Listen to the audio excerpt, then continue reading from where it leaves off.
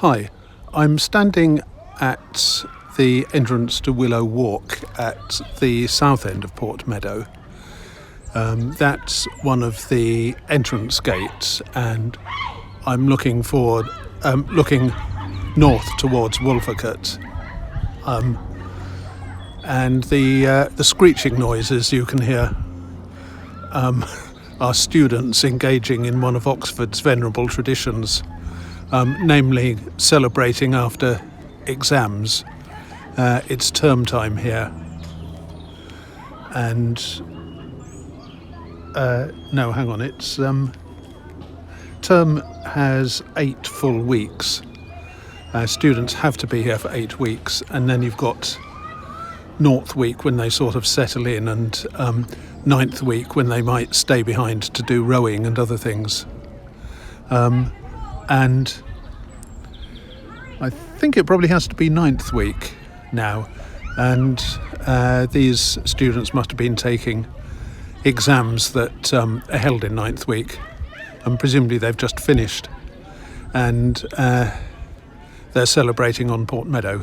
I heard the popping of corks, which it'd probably be either champagne or sparkling wine.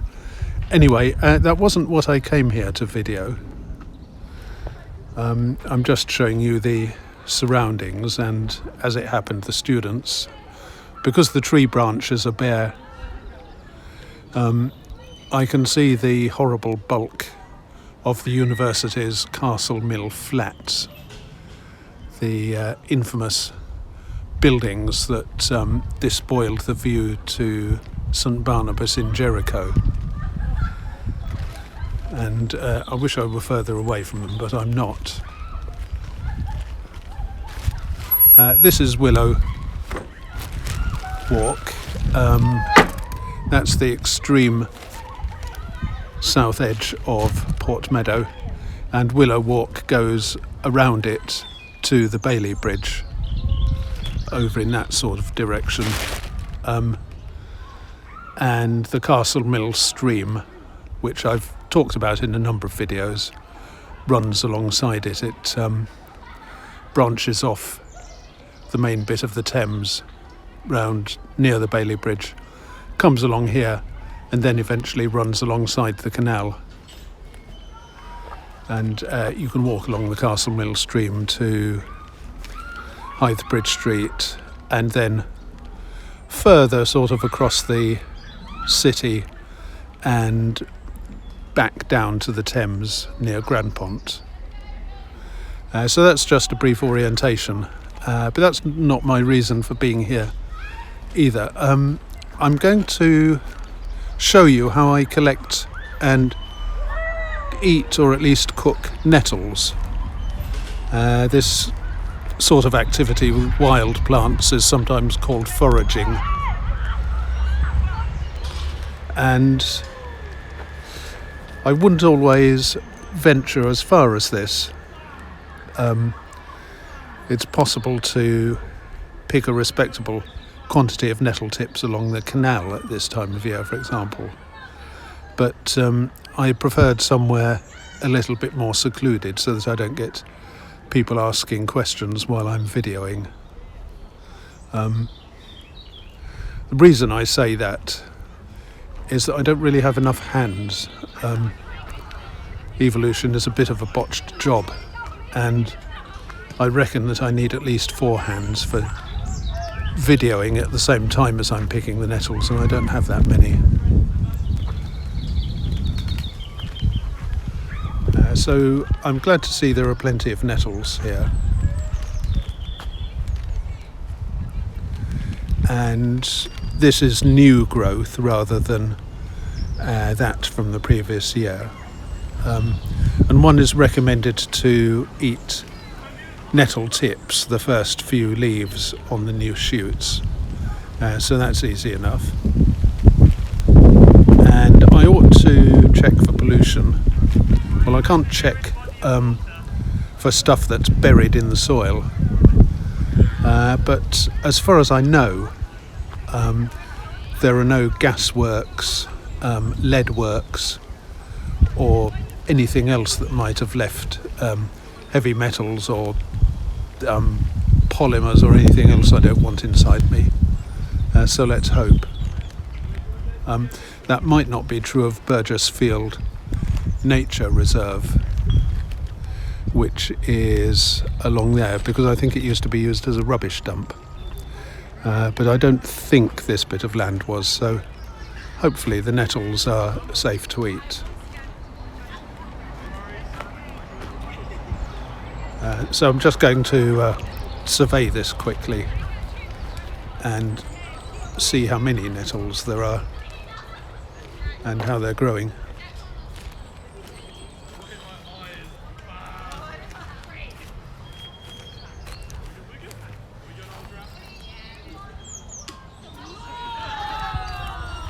The students are still celebrating.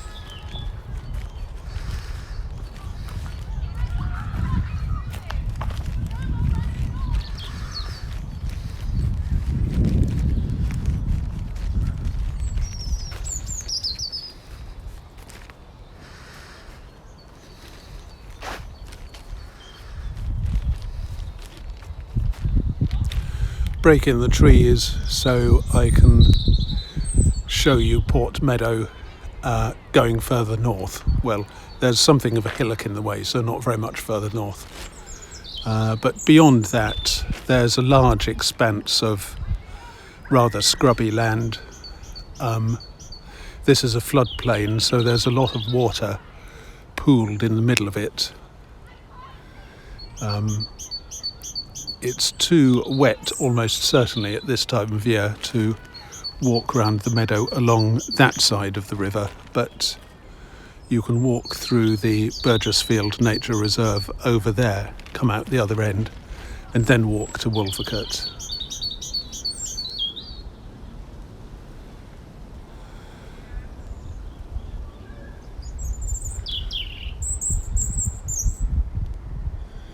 And I can hear birds, which is lovely.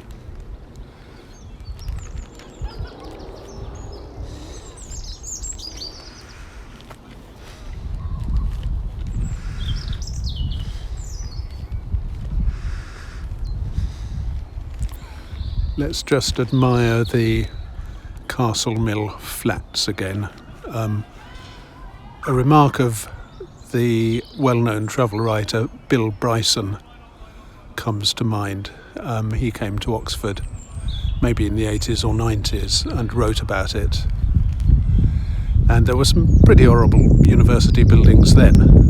And he imagined a committee of senior university academics saying, well, we've put up beautiful buildings for the past 1,000 years.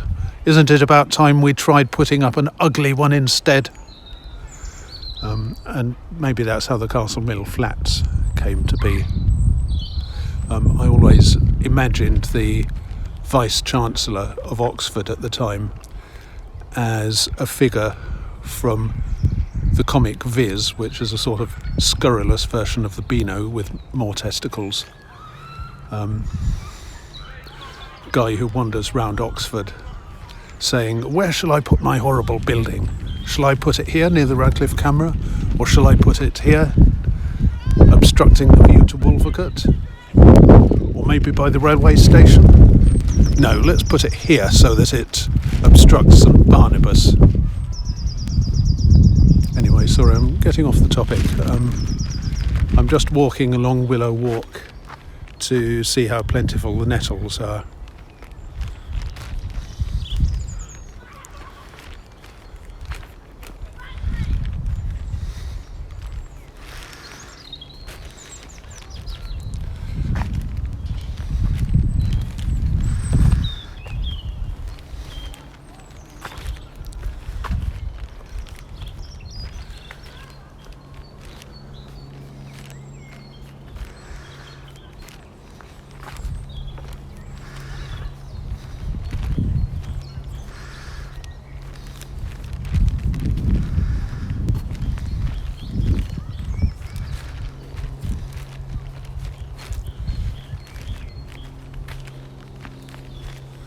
Last year I did a number of readings from Alice in Wonderland, and I did them all along the Thames, various positions along the Thames, ranging from just opposite the marina up there to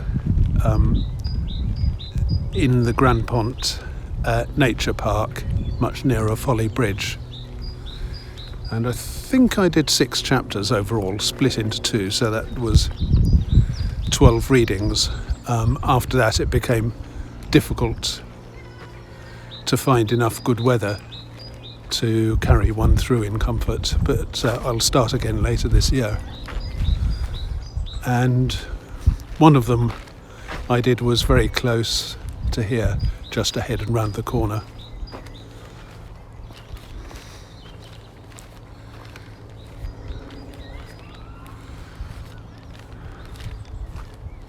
More nettles.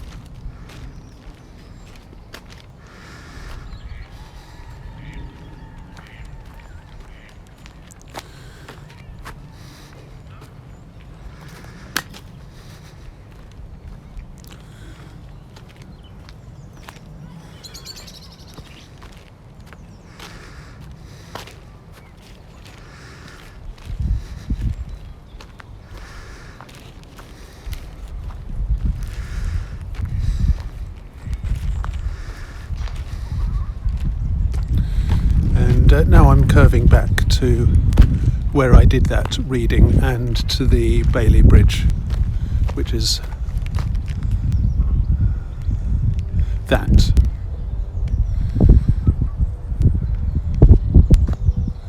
Built in 1947, I think, possibly 1946, using military techniques to build a bridge from, I think, prefabricated parts, standardised parts, and to do so very quickly, which I gather was important here. And now we can see much more of Port Meadow.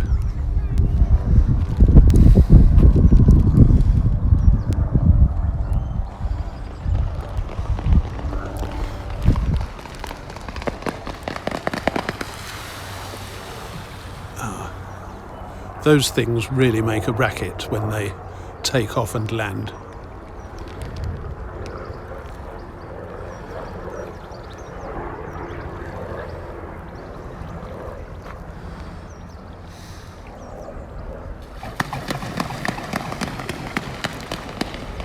Wow.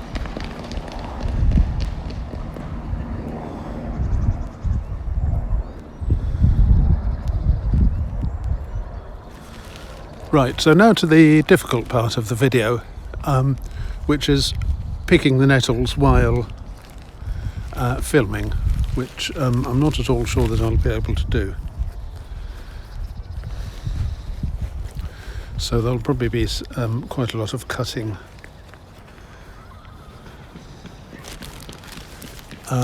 You may have noticed me pointing to various bits of Port Meadow earlier, and my fingers were black, which is not customary in these videos. The black is in fact plastic gloves. One of the shops nearby was selling huge boxes of about 400 industrial grade gloves during the first few months of the COVID pandemic, and these remain from that. There are the swans again.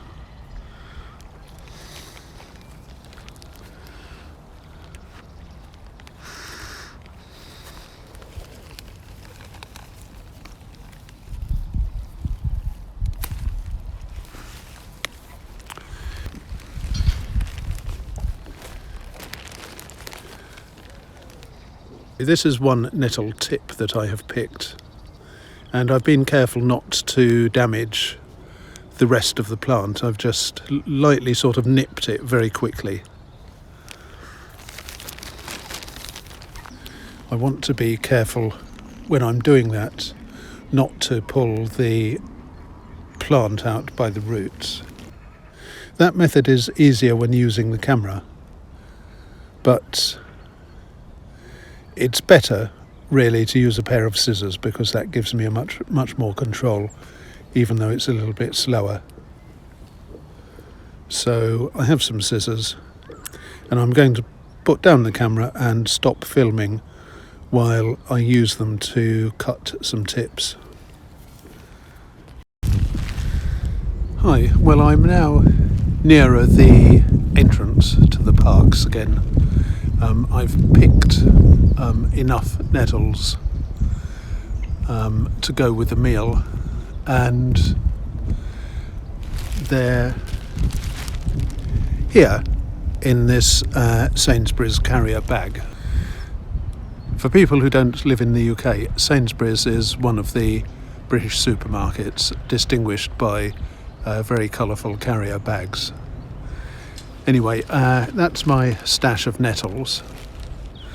The entrance to Willow Walk is just down there, and I'm standing once again opposite the beautiful Castle Mill flats. Let's just pause and admire the view, courtesy of Oxford University.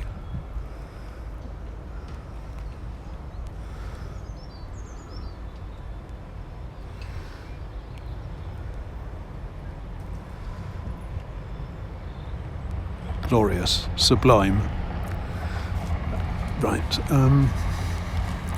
so I'm going to walk home now, and then I shall show you what I do with the nettles.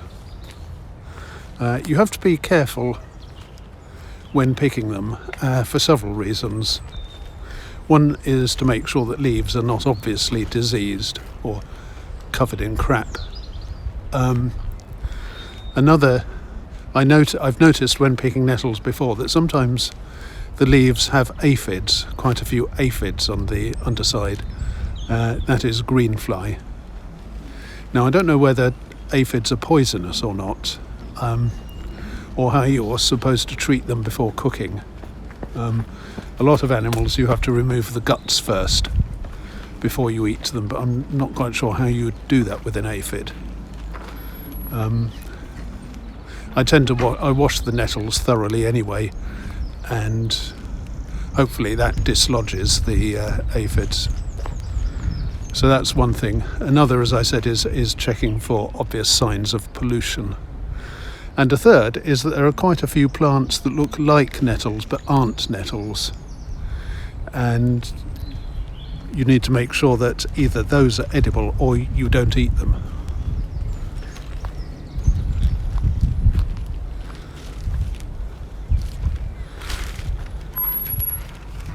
Luckily, there is a pretty good test for whether something's a nettle or not, even if the test is a bit painful.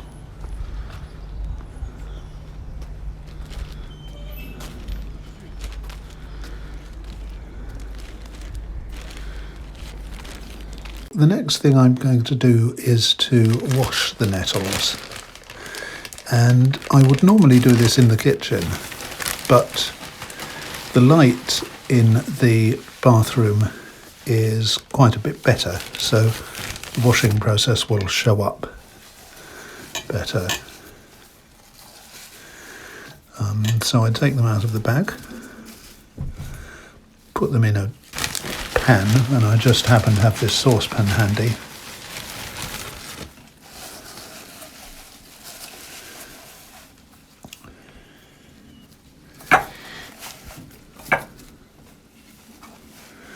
Right, so those are the nettles, unwashed, and I would not want to eat them now, even if they weren't going to sting me. So I'm going to wash them, and I'll have to turn the video off. So I've now washed the nettles. You can probably see that they look cleaner than they did before. So they're now ready to be cut and then cooked. And I don't have a microwave oven, so the easiest ways to cook them are going to be either boiling or wilting or frying. Okay, well, I'm still in the bathroom. I don't make a habit of cooking in the bathroom, but I'm just doing this because it's lighter than in the kitchen. I do wish that Apple could make better cameras. They ought surely to have the subcontractors or the expertise to make something that can cope with low light conditions and can magnify more clearly than what I've got on this phone. Still, this video is not about apples, it's about nettles. And I washed the scissors that I'd used to cut the nettles thoroughly, since you never quite know what they might have come into contact with. And then I just used them to chop these, paying special attention to the nettle stems because those are quite fibrous. Now I'm in the kitchen, and these are the chopped nettles again. And I'm going to add olive oil and stir fry them lightly.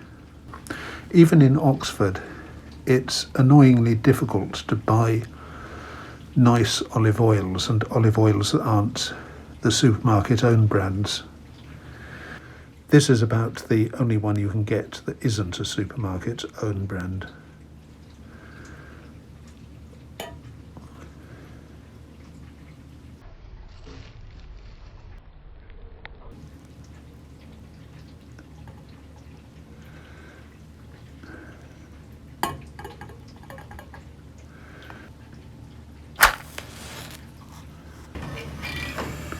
That was a tricky thing to do one-handed.